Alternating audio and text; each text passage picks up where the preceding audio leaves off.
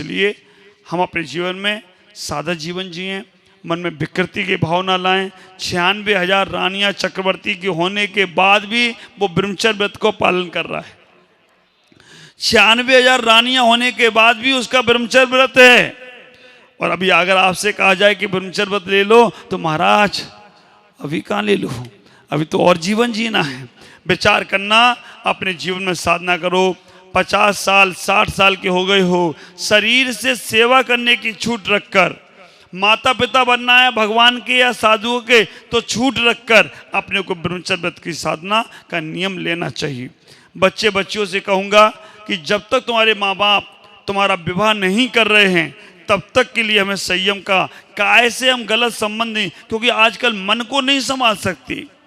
मन में विकार आते हैं, वचन में भी मजाक मजाक में विकार बोलते हो, लेकिन गलत काम शरीर से नहीं करेंगे, इतना भाव बनाएं। और मैं अपने बहुओं से कहना चाहूँगा कि आप अपने जीवन में, हम अपने युवा साथियों से कहना चाहूँगा कि आप अपने जीवन में अष्टमी चतुर्दशी पर्वों के दिनों में संयम का पालन करो, तो भी तुम्हारा जीवन सार्थक होता जाए, तो कोई आश्चर्य की बात नहीं है। ओम नमः धर्म स्नेह भवात्मा। शिविर का समापन, विदाई का समारोह। 10 दिन पहले जब आप यहाँ आए तब ऐसा लग रहा था कि कहाँ नई जगह पर आ गए। कैसे नई जगह पर रात में नींद आएगी, कैसे नई जगह पर रात को रहेंगे, कैसे यहाँ पर नए लोगों के साथ उठेंगे बैठेंगे। लेकिन आज 10 दिन के बाद जब आप लोग जा रहे हो, मुझे लगता था 10 दिन पहले कि कैसे इनको सबको एडजस्ट करूँगा, लेकिन आज 10 दिन के बाद जब आप लोग सब अलग अलग जाने वाले हो तब कैसा लग रहा है आप महसूस करना। 10 दिन का समय, पर्यूषण का समय कैसे निकल गया। फिर हम वही संसारिक कार्यों में लगेंगे, वही उठना खाना पीना, पूरी चर्या बदल जाएगी आपकी। लेकिन एक बात का ख्याल रखना, चर्या आपकी थोड़ी बहुत धर्म के अनुसार जो 10 दिनों में सीखा है वैसा कम से कम होना चाहिए। सुबह से उठकर हमारे गंगवाल जी आपको योगा कराते थे, सुबह से उठकर यहाँ पर अभिषेक के लिए आ जाते थे, तो हमारे प्रभाकर सागर जी महाराज आपको अभिषेक कराते थे। शांति धारा के लिए मैं आता था, प्रवचन के लिए मैं आ जाता था, फिर सामायिक के लिए कहीं हमारे गंगवाल जी आ गए, कहीं दीदी आ गई, कहीं कोई भी आ जाते थे। आप विचार करके रखना, दोपहर में तत्वार सूद की वाचना मैंने कभी नहीं, बहुत सालों पहले छोड़ दिया था। हैदराबाद में न किए ही नहीं, क्योंकि कराने वाले रहते थे। लेकिन इस बार मैं खुद बैठा, क्योंकि मुझे अपने बच्चों को भी आगे बढ़ाना था। उसके बाद गृहस्थ गीता की क्लास ली, शाम को प्रतिक्रमण में मैं आपसे बीच में मिला, एक एक इंद्रियों के प्रतिक्रमण आपको मैंने कराए। उसके बाद गुरु भक्ति, आरती और कृष्ण मंच तो ऐसा होता था, शाम को याद रहता था कि अभी भी होना है। आप विचार करना, कृष्ण मंच के लिए लोग तो ऐसे लालायित होते थे कि अभी कुछ ना कुछ नया मिलने वाला है। कृष्ण मंच, उसके बाद फिर आरती, फिर हमारे परमात्मा सागर जी महाराज के प्रवचन, प्रभाकर सागर जी के प्रवचन, दीदियों के। आपका दिन पूरा कहाँ से कहाँ जाता था पता नहीं चलता था। कल कैसे करोगे तुम एडजस्ट, आप विचार करना, कैसे अपने जीवन को समझने का प्रयास करोगे। 10 दिन के पर्यूषण तो हम हर बार मनाए हैं, लेकिन मैं चाहता हूं इस बार जीवन में कुछ ऐसा परिवर्तन लाओ कि 10 दिन के पर्यूषण पूरे साल भर के पर्यूषण हो जाएं, तो कोई आश्चर्य की बात नहीं होगी। केवल इतना ही परिवर्तन लाना है। चर्या तो रोज ना कर पाओ, लेकिन चर्चा तो रोज कर सकते हो। सुबह उठो, अभी कहना मेरा योगा का समय है। चर्या नहीं हो पाए, कम से कम चर्चा तो करना। और योगा शब्द आता है, हाथ पैर ऐसे ऐसे हिला लेना, थोड़ा सा व्यवस्थित हिलाना, नहीं तो मालूम पड़ा हाथ ऊपर का ऊपर, नीचे का नीचे रह जाए। आप थोड़ा बैठ कर प्राणायाम कर लेना। आप ख्याल करके रखना, उसी वक्त मन आपका एकदम से आएगा कि हाँ, हमारे गंगवाल जी का दृश्य सुबह सुबह 4:30 बजे, 4:45 बजे, 5 बजे नींद लेने का समय, गंगवाल जी आ गए। आप विचार करके रखना, उस समय जो योगा प्राणायाम सुबह करते थे शरीर को स्वस्थ बनाने के लिए, याद करना जब कभी भी हो जाए कि मेरा योगा का समय चल रहा है। जागते हुए ना कर पाओ तो सोते सोते ही कर लेना याद एक बार। आप विचार करना, हाँ हंसी वाली लाफिंग क्लास शाम को रोज होती थी, रावण की हंसी, राम की हंसी और महावीर की हंसी। विचार करके रखना, सुबह से शाम जब अभिषेक का समय आए तो याद रखना कि कैसे यहाँ पर कितना भव्य वैभव पंचामृत से अभिषेक। और क्या हमने तो अपने जीवन में बेंगलोर में भी बहुत अभिषेक हुआ, हर जगह हुआ, लेकिन 1 घंटे 1.25 घंटे अभिषेक केवल बॉम्बे में ही हुआ और कहीं 1 घंटा अभिषेक होता ही नहीं था। और सोने की मूर्ति और उसके साथ साथ घी से शांति धारा। सौभाग्यशाली परिवार भी मेरे कम नहीं थे, उन्होंने भी बहुत बहुत सौभाग्य लिया। मैं आपसे कहना चाहता हूं, याद करना उस अभिषेक को, ये आपका रोज याद करने मास से ही प्रवचन पर आपका जीवन शुरू हो जाएगा। जब प्रवचन का समय आता है उस समय हम पहुंचते हैं, शुरुआत करते हैं, कभी आपको कड़वी बात भी बोलते हैं, कभी मीठी बात भी बोलते हैं, कभी हंसाने वाली बात भी बोलते हैं, लेकिन आपने उन बातों को सुनकर कितना जीवन में उतारने का प्रयास किया, इसे सोचने का प्रयास करना। ख्याल करके रखना, वस्तु महत्वपूर्ण नहीं होती है, वस्तु का उपयोग महत्वपूर्ण होता है। मेरे आचार्य भवन कहते हैं, आप विचार करके रखना, इतना ही कहते हैं कि माँ बाप बनना बहुत आसान है लेकिन माता पिता के गुण आना बहुत मुश्किल है। टीचर बन जाना आसान है लेकिन टीचर के गुण लाना बहुत मुश्किल है। गुरु बन जाना आसान है लेकिन गुरु के गुण लाना बहुत मुश्किल है। और शिष्य बन जाना बहुत आसान है लेकिन शिष्यत्व के गुण लाना बहुत मुश्किल है। ख्याल करके रखना, बस तुम्हारे पास क्या है ये महत्वपूर्ण नहीं है, उसका उपयोग क्या कर रहे हो। एक चाकू बंदर के हाथ में भी रहता है और एक चाकू डॉक्टर के हाथ में भी रहता है। डॉक्टर साहब बैठे हैं, बंदर के हाथ का चाकू और डॉक्टर के हाथ का चाकू में क्या अंतर है। बंदर अपनी ही गर्दन काटने वाला है और डॉक्टर दूसरे को काट के जीवन दान देने वाला है। विचार करके रखना, वस्तु तुम्हारे पास है, उसका उपयोग क्या किया तुमने। जीवन में 2 प्रकार के श्रोता होते हैं और दोनों छेद वाले होते हैं। एक बाल्टी के छेद वाले श्रोता होते हैं और एक सुई के छेद वाले श्रोता होते हैं। आप विचार करना, बाल्टी में छेद रहे, पानी कितना भी डालो क्या होगा, इधर से जाएगा उधर से निकल जाए। और अगर सुई के छेद में धागा डाला तो क्या होगा। आप विचार करके रखना, वो धागा डालोगे तो दूसरों को जोड़ने के काम में आएगा और बाल्टी में पानी डाला गया तो पानी निकल जाएगा। कहीं कहीं कथानक मिलते 3 प्रकार के श्रोता हैं। 3 प्रकार के श्रोता। एक सम्राट ने बाजार में गया, बाजार में जाके उसने पूछा, 3 मूर्तियां हैं, एक जैसी मूर्तियां हैं, तीनों मूर्तियों में कोई अंतर नहीं। एक मूर्ति का मूल्य पूछा कितना है तो बोला इसका मूल्य तो केवल 10,000 रुपया। दूसरी प्रतिमा का मूल्य पूछा तो बोला 50,000 रुपया। तीसरी प्रतिमा का मूल्य पूछा तो बोला 1,00,000 रुपया।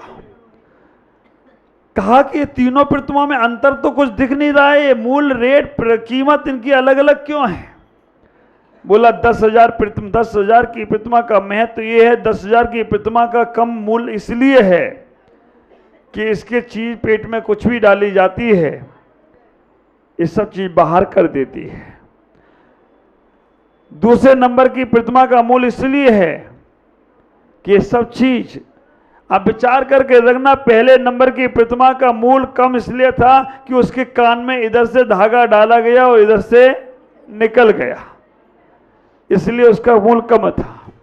दूसरी प्रतिमा का मूल्य इसलिए थोड़ा ज्यादा था, इधर से गया इधर से नहीं निकला, यहां से निकल गया, मुंह से निकल गया। तीसरे नंबर की प्रतिमा का मूल्य बहुत ज्यादा था। पूछा इसका मूल्य ज्यादा क्यों है तो कहा इसकी प्रतिमा का मूल्य इसलिए कि कान से कुछ गया तो इसके शरीर में उतर गया, इसके जीवन में उतर गया। विचार करना, ऐसे ही 3 प्रकार के श्रोता हैं। आप ख्याल करो, पहले वो श्रोता हैं इधर से सुना है और इधर से एक से पूछा, महाराज कैसा बोले? बहुत अच्छा बोले। कैसा बोले? बहुत अच्छा बोले महाराज, इतना अच्छा बोले, इतना अच्छा। क्या बोले? ये मत पूछो क्या बोले। बोले बहुत अच्छा, लेकिन बोले क्या? ये मत पूछो क्या बोले, लेकिन बोले बहुत अच्छा।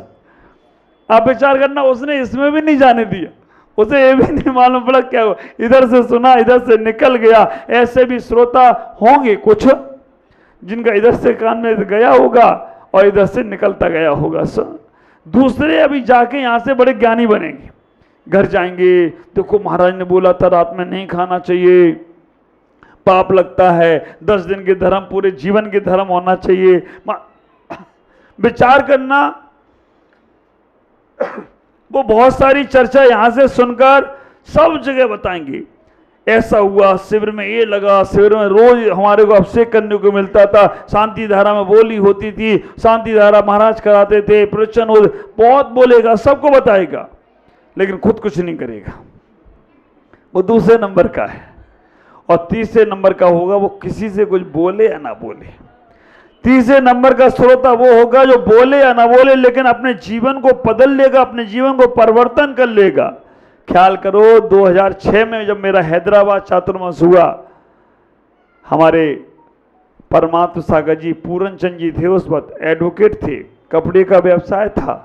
उस वक्त इन्होंने वो प्रवचन सुन के इधर से इधर नहीं गया, इधर से इधर तक गया, लेकिन जैसे ही 2016 का चातुर्मास हुआ तो वो पूरा प्रवचन यहां से पेट में चला गया। और वो प्रभाव देखो, आज ये छुल्लक जी महाराज बन गए हो तो कोई आश्चर्य की बात नहीं, वो जीवन में उतर गया। 2011 में इटावा हुआ चातुर्मास, आप विचार कर लो, बैठे इटावा वाले महाराज, आप विचार करके रखना, नाक भी पहुंचना आती थी नहीं आती थी मालूम नहीं, अभी कर्मों को पहुंचना शुरू कर दिया इन्होंने।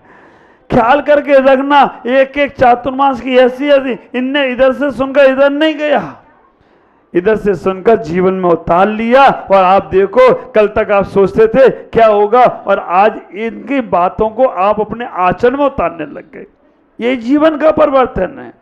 तो मैं तो यही चाहूंगा, एक हाथ और तैयार हो इधर से सुन के इधर उतारने वाला, तब तो जीवन सार्थक। इधर से सुनकर बंबई से तैयार होना चाहिए अब एक हाथ। मेरी चातुर्मास की उपलब्धि वही होगी। बाकी के इतना बड़ा कार्यक्रम हो गया, माधववार में कार्यक्रम हो गया, इतना बड़ा शिविर लग गया, पार्श्वनाथ निर्माण महोत्सव में इतना सम्मेलन शिखर बन गया, ये सब यहाँ का यहीं रहने वाला है। हाँ, माल तो दिखा रहा हूँ, अच्छा अच्छा, कोई खरीदार नहीं मिल रहा है वाचन जी। आप विचार करके रखना। तो जीवन में इतना ही समझ लो, कल्याण करना है तो अपने जीवन को बदलने का प्रयास करो।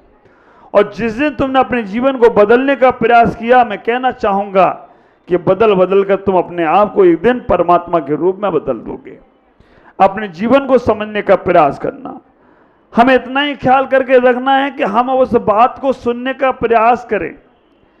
श्रोता, सरोता और सोता, 3। श्रोता, सरोता और सोता। आप विचार करना, इन तीनों से कौन? श्रोता सुनकर जीवन को बदलता है, श्रोता सुनने वाला होता है, श्रोता होता है वो जिनकर जीवन को बदलता है।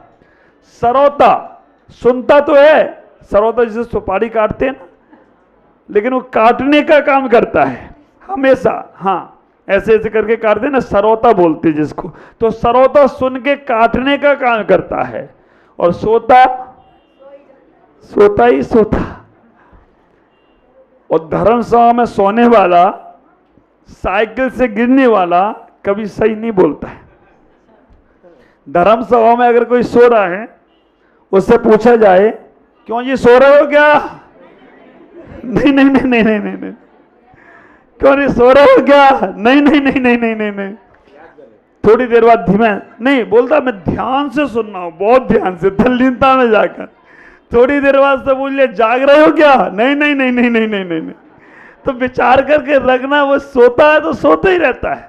और साइकिल से कोई गिर जाए, मुल्ला नसरुद्दीन साइकिल पे बैठे चले जा रहे हैं, चौराहे पे बहुत जोर से गिरी, लोगों ने पूछा मुल्ला गिर गए क्या? बोले नहीं नहीं, मैं गिरा थोड़े, मैं तो उतरने की स्टाइल ही है। मैं ऐसे ही उतरता हूं। आप विचार करके रखना। जीवन में बहुत कम समय मिलता है जब हम अपने आप को बदल सकते हैं, मैं अपने आप को परिवर्तित कर सकते हैं। आप ये 10 दिन का शिविर जो करने इतनी दूर दूर से आए, कहाँ नागपुर, कहाँ दिल्ली, कहाँ से लोग, इटावा, कहाँ भिंड। घर से बाहर निकलने में डर लगता है, लेकिन महाराज के लिए, और इतने लोग हैं, बंबई पहली बार आए होंगे और घर में से भी निकले होंगे, तो घर वालों ने सोच लिया लौट के आएंगे कि नहीं आएंगे पता नहीं है, क्योंकि गणेश जी हैं यहाँ पर, विसर्जन होते हैं, अभी हुए थे कल यहाँ पर। और ऐसी ऐसी गणेश जी विसर्जन, एक आदमी पानी में डूब रहा था, उसने सारे भगवानों को याद किया, कोई नहीं आया, आखिरी में गणेश जी आए। अब गणेश जी आए, वो डूब रहा है, गणेश जी जैसे ही आए, वो डूब रहा है, गणेश जी नाचने लगे, बड़े झूमने लगे। उसने कहा गणेश जी मैं डूब रहा हूं तो मुझे नाच रहे हो? गणेश जी ने बोला इसी बार मौका मिला है, हर बार तुम नाच के मुझे डुबाते हो, अब तुम डूबो मैं नाचूंगा। अब विचार करना, गणेश जी ने कहा इस बार ही मौका मिला, हर बार नाचे नाचे तो मुझे डुबाते हो, इस बार तुम डूबो मैं नाचूंगा। वो नहीं बचाया गणेश जी ने। आप विचार करना, जीवन में बंबई जैसी सिटी, यहां आदमी चलता नहीं है, यहां गाड़ी के बाहर, डब्बे के बाहर खड़े हो जाओ, अपने आप डब्बे में पहुंच जाओगे, और उतरना है तो स्टेशन डब्बे में खड़े हो जाओ, उतरना नहीं पड़ेगा, अपने आप नीचे, ऐसा धक्का पड़ेगा अपने आप नीचे और अपने आप ऊपर। दौड़ता है आदमी। बंबई में बहुत जगह का बहुत शॉर्ट है, लेकिन फिर भी बंबई वालों के दिल बहुत बड़े हैं। हम लोग बचपन में बोला करते थे, दिल्ली दिल वालों की, बंबई पैसे वालों की। आप विचार करके रखना, हम बचपन में बोला करते थे दिल्ली दिल वालों की और बंबई पैसे वालों की। वास्तव में बंबई ने पैसे वालों का ही काम करके बताया है कि हमारे जीवन में बहुत कुछ है, लेकिन अब संस्कार की भी दौलत बढ़ाना है, संस्कार के भी जीवन को बढ़ाने का प्रयास करना है। मैं सभी शिवरार्थियों से कहूँगा, आप प्रत्येक दिन अपने मंदिर में जरूर जाइएगा, और कोई भी साधु संत आए, क्योंकि अभी आगे आने वाला समय हमें साधुओं की रक्षा करने के लिए बहुत आगे बढ़ना पड़ेगा। आजकल समाज में बहुत कम लोग ऐसे रह गए हैं जो संत साधुओं की सेवा कर पाते हैं। बहुत सी बार ऐसा होता है, साधु आता है और भूखा ही चला जाता है।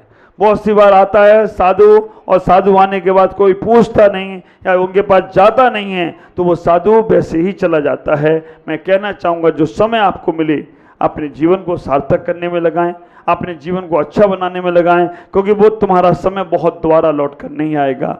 शिविर का आपने जो आनंद लिया, शिविर के आनंद में जो आपने रंग में रंगे हो, उसके रंग को आप भूलने का प्रयास नहीं करेंगे। इतना ही सोचेंगे कि इस शिविर में हमने जो पाया है वो पाने का प्रयास किया है, उसे हम अपने जीवन में बहुत बहुत आगे बढ़ाने का प्रयास करेंगे, और हमें हमेशा संस्कारों को आगे बढ़ाने का प्रयास करना है, तभी तुम्हारा जीवन सार्थक होगा। जय गुरुदेव।